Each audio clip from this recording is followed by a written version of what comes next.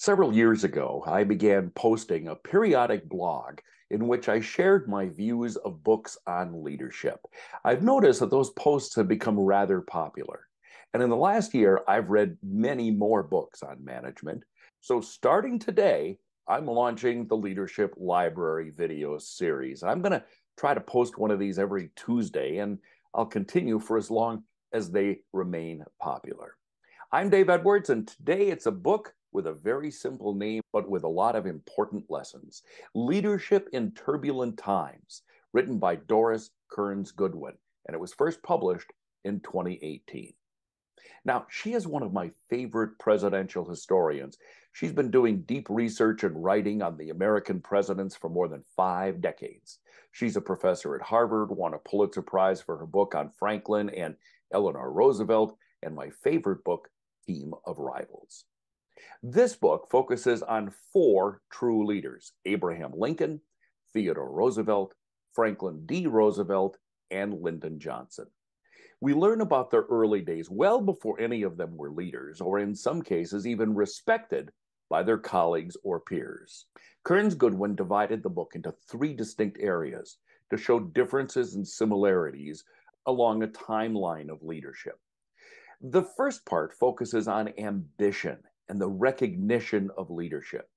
It's where we meet these historical figures back when they were just figuring out what leadership was all about.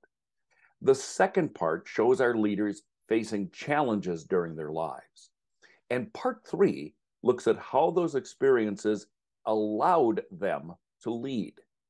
Goodwin writes, "It's my hope that these stories of leadership in times of fracture and fear will prove instructive and reassuring. These men set a standard and a bar for all of us, just as they learn from one another, so we can learn from them, and from them gain a better perspective on the discord of our times. For leadership does not exist in a void. Leadership is a two-way street." Wow, that's powerful language from Doris Kearns Goodwin. In the book, Doris Kearns Goodwin tells the story of Abraham Lincoln, who insisted, "I have only been an instrument with both accuracy and modesty. The anti-slavery people of the country and the army have done it all," he said. The progressive movement helped pave the way for Teddy Roosevelt's Square Deal, much as the civil rights movement provided the fuel to ignite the righteous and pragmatic activism that enabled Lyndon Johnson's Great Society. And no one communicated with people and heard voices more clearly than Franklin Roosevelt. He absorbed their stories, listened carefully, and for a generation held a nonstop conversation with the people. That's a great example of the narrative of this book. Now, one takeaway is that great leaders aren't from a cookie cutter model. The book shows how our 4 guys had very different backgrounds. Here's the way Goodwin puts it: no single path carried them to the pinnacle of political leadership. Theodore Roosevelt and Franklin Roosevelt were born to extraordinary privilege and wealth. Abraham Lincoln endured relentless poverty. Lyndon Johnson experienced sporadic hard times. They differed widely in temperament, appearance, and physical ability. But the more valuable takeaways in this book are the things they had in common. The first was ambition. Goodwin, for example, says that Lincoln's ambition was ferocious and tells us his, quote, "ambition was as central to his makeup as his backbone." They were also not perfect. We learn of their flaws and how they were seen at various points of their lives. It took time for our 4 leaders to acquire the skills and virtues which propelled them forward.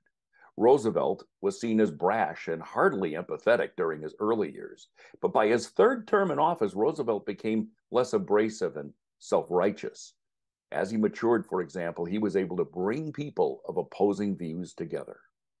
Our next takeaway of what leaders had in common: knowing how to relieve stress. Again, everyone took a different approach to that.